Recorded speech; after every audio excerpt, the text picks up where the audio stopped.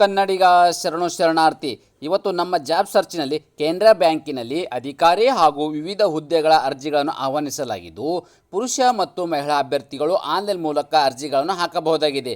ಇದೇ ರೀತಿ ಹೊಸ ಉದ್ಯೋಗ ಮಾಹಿತಿ ನಾನು ಪ್ರತಿನಿತ್ಯ ಕೊಡ್ತಾ ಇರ್ತೇನೆ. ಆ ಎಲ್ಲ ಉದ್ಯೋಗ ಮಾಹಿತಿಗಳ ನೋಟಿಫಿಕೇಷನ್ಗಳು ನಿಮಗೂ ಬರಬೇಕು ಅಂತ ಹೇಳಿದರೆ ನಮ್ಮ ಯೂಟ್ಯೂಬ್ ಚಾನಲನ್ನು ಸಬ್ಸ್ಕ್ರೈಬ್ ಜೊತೆಗೆ ಬೆಲ್ ಐಕನ್ ಕ್ಲಿಕ್ ಮಾಡೋದನ್ನು ಮರೆಯಬೇಡಿ. ಕೆನರಾ ಬ್ಯಾಂಕ್ ರಿಕ್ರೂಟ್ಮೆಂಟ್ 2025ರ ನೋಟಿಫಿಕೇಷನ್ ಬಗ್ಗೆ ಮಾಹಿತಿ ನೋಡೋದಾದರೆ, ಕೆನರಾ ಬ್ಯಾಂಕಿನಲ್ಲಿ ಖಾಲಿ ಇರುವ 60 ವಿವಿಧ ಹುದ್ದೆಗಳನ್ನು ಭರ್ತಿ ಮಾಡಲು ಅರ್ಹ ಅಭ್ಯರ್ಥಿಗಳಿಂದ ಅರ್ಜಿಗಳನ್ನು ಆಹ್ವಾನಿಸಲಾಗಿದೆ.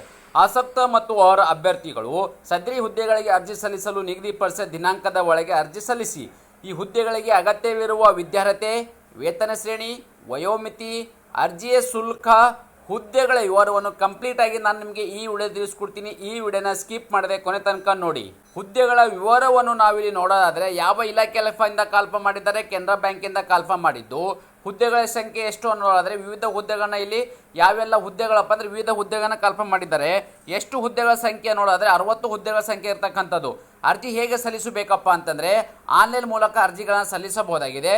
ಉದ್ಯೋಗ ಸ್ಥಳ ಇದು ಭಾರತಾದ್ಯಂತ ಉದ್ಯೋಗ ಸ್ಥಳವಿದೆ. ಅಂದರೆ ಕರ್ನಾಟಕ ಸೇರಿದಂತೆ ಕೆನರಾ ಬ್ಯಾಂಕ್ ಎಲ್ಲೆಲ್ಲಿದ್ದಾವೆ, ಕರ್ನಾಟಕ ಸೇರಿದಂತೆ ಭಾರತಾದ್ಯಂತ ಇದು ಉದ್ಯೋಗ ಸ್ಥಳವನ್ನು ನೀಡಲಾಗಿದೆ. ತಾವುಗಳು ಇಲ್ಲಿ ಗಮನಿಸಬಹುದು. ಇಲ್ಲಿ ಹುದ್ದೆಗಳ ನಾವು ವಿವರವನ್ನು ಅಂದರೆ ಯಾವೆಲ್ಲ ಹುದ್ದೆಗಳನ್ನು ಕರೆದಿದ್ದಾರೆ ಮತ್ತು ಎಷ್ಟು ಹುದ್ದೆಗಳನ್ನು ಕರೆದಿದ್ದಾರೆ ಅಂತ ಹೇಳಿದ್ರೆ, ಅಪ್ಲಿಕೇಶನ್ ಡೆವಲಪರ್ಗೆ ಇರ್ತಕ್ಕಂಥ 7 ಹುದ್ದೆಗೆ ಇರ್ತಕ್ಕಂಥದ್ದು, ಮೆಗಾ ನಿರ್ವಾಹಕರಿಗೆ ಇರ್ತಕ್ಕಂಥ 2 ಹುದ್ದೆಗೆ ಇರ್ತಕ್ಕಂಥದ್ದು, ಮೆಗಾ ಭದ್ರತಾ ವಿಶ್ಲೇಷಕರಿಗೆ ಇರ್ತಕ್ಕಂಥದ್ದು 2 ಹುದ್ದೆಗಳು, ಡೇಟಾ ವಿಶ್ಲೇಷಕರಿಗೆ ಇರ್ತಕ್ಕಂಥ 1 ಪೋಸ್ಟ್ ಇರ್ತಕ್ಕಂಥದ್ದು, ಡಾಟಾ ಬೇಸ್ ನಿರ್ವಾಹಕರಿಗೆ 9 ಹುದ್ದೆಗಳು, ಡೇಟಾ ಇಂಜಿನಿಯರಿಂಗ್ ಇರ್ತಕ್ಕಂಥ 2 ಹುದ್ದೆಗಳು, ದತ್ತಾಂಶ ಗಣಿಗಾರಿಕೆ ಇರ್ತಕ್ಕಂಥವರಿಗೆ ಎಷ್ಟು ಇಲ್ಲಿ 2 ಹುದ್ದೆಗೆ ಇರ್ತಕ್ಕಂಥದ್ದು, ಡೇಟಾ ರಿಸ್ಕ್ ಇರ್ತಕ್ಕಂಥವರಿಗೆ 2 ಹುದ್ದೆಗೆ ಇರ್ತಕ್ಕಂಥದ್ದು, ಎಥಿಕಲ್ ಹ್ಯಾಕರ್ ಮತ್ತು ಇರ್ತಕ್ಕಂಥವರಿಗೆ ಇಲ್ಲಿ 1 ಹುದ್ದೆಗೆ ಇರ್ತಕ್ಕಂಥದ್ದು, ETE ಇರ್ತಕ್ಕಂಥವರಿಗೆ ಅಂದರೆ ಟ್ರಾನ್ಸ್ಫರ್ ಮತ್ತು ಕೋಡ್ ಮಾಡ್ತಕ್ಕಂಥವ್ರಿಗೆ ಲೋಡ್ ಮಾಡ್ತಕ್ಕಂಥವ್ರಿಗೆ ಇಲ್ಲಿ 2 ಹುದ್ದೆಗೆ ಇರ್ತಕ್ಕಂಥದ್ದು. ಅದೇ ರೀತಿ ಇಲ್ಲಿ ವಿಶ್ಲೇಷಕ IT ಇರ್ತಕ್ಕಂಥವ್ರಿಗೆ ಇಲ್ಲಿ 1 ಹುದ್ದೆಗೆ ಇರ್ತಕ್ಕಂಥದ್ದು, ಮಾಹಿತಿ ಭದ್ರತಾ ವಿಶ್ಲೇಷಕರಿಗೆ 2 ಹುದ್ದೆಗೆ ಇರ್ತಕ್ಕಂಥದ್ದು, ನೆಟ್ವರ್ಕ್ ನಿರ್ವಾಹಕರಿಗೆ 6 ಹುದ್ದೆಗಳು, ನೆಟ್ವರ್ಕ್ ಭದ್ರತಾ ವಿಶ್ಲೇಷಕರಿಗೆ 1 ಹುದ್ದೆಗಳು, ಅಧಿಕಾರಿ ಅಂದರೆ IT ಇರ್ತಕ್ಕಂಥವರಿಗೆ ಇಲ್ಲಿ 3 ಹುದ್ದೆಗಳನ್ನು ಕಲ್ಪನೆ ಮಾಡಿದ್ದಾರೆ. ಅಧಿಕಾರಿ ITಗೆ ಇದು ಡೇಟಾ ಬೇಸ್ ಇರ್ತಕ್ಕಂಥವರಿಗೆ 2 ಹುದ್ದೆಗಳನ್ನು ಕಲ್ಪನೆ ಮಾಡಿದರು. ಅಧಿಕಾರಿ ಡಿಜಿಟಲ್ ಇರ್ತಕ್ಕಂಥ ಬ್ಯಾಂಕಿಂಗ್ ಮತ್ತು ಉದ್ಯಮಮುಖಿ ಇರ್ತಕ್ಕಂಥವರಿಗೆ ಇಲ್ಲಿ 2 ಹುದ್ದೆಗಳು ಇರ್ತಕ್ಕಂಥದ್ದು, ಪ್ಲಾಟ್ಫಾರ್ಮ್ ನಿರ್ವಾಹಕರಿಗೆ 1 ಹುದ್ದೆಗಳು, ಖಾಸಗಿ ಸಂಘ ಮತ್ತು ಇತರಗಿರ್ತಕ್ಕಂಥ 1 ಹುದ್ದೆಗೆ ಇರ್ತಕ್ಕಂಥದ್ದು, SOC ಭದ್ರತಾ ಕಾರ್ಯಾಚರಣೆಗೆ ಇರ್ತಕ್ಕಂಥದ್ದು ಇಲ್ಲಿ 2 ಹುದ್ದೆಗೆ ಇರ್ತಕ್ಕಂಥದ್ದು, ಪರಿಹಾರ ವಾಸ್ತುಶಿಲ್ಪಿ ಇರ್ತಕ್ಕಂಥದ್ದು 1 ಹುದ್ದೆಗೆ ಇರ್ತಕ್ಕಂಥದ್ದು, ಸಿಸ್ಟಮ್ ಅಡ್ಮಿನಿಸ್ಟ್ರೇಟರ್ ಇರ್ತಕ್ಕಂಥದ್ದು ಇಲ್ಲಿ 8 ಹುದ್ದೆಗಳು.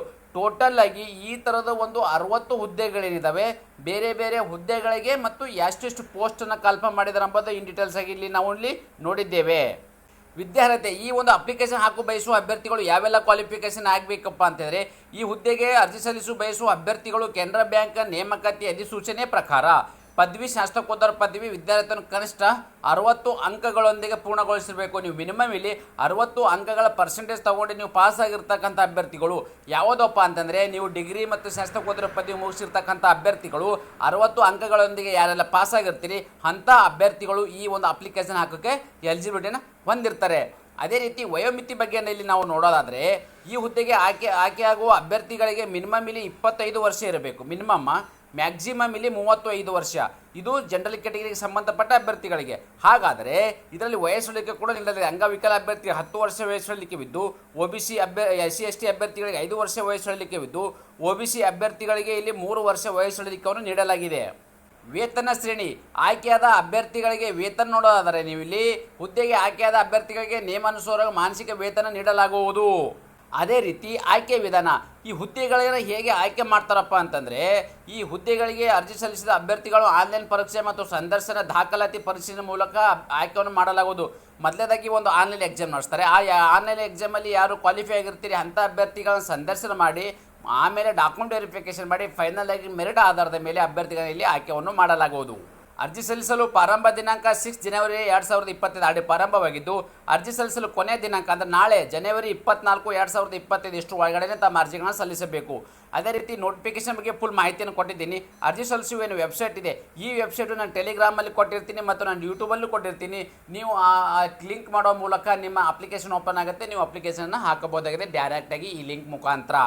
ಇದೇ ರೀತಿ ಹೊಸ ಉದ್ಯೋಗ ಮಾಹಿತಿಗಾಗಿ ನಮ್ಮ ಯೂಟ್ಯೂಬ್ ಚಾನಲನ್ನು ಸಬ್ಸ್ಕ್ರೈಬ್ ಜೊತೆಗೆ ಬೆಲ್ ಐಕನ್ ಕ್ಲಿಕ್ ಮಾಡೋದನ್ನು ಮರೆಯಬೇಡಿ ಕನ್ನಡಿಗ.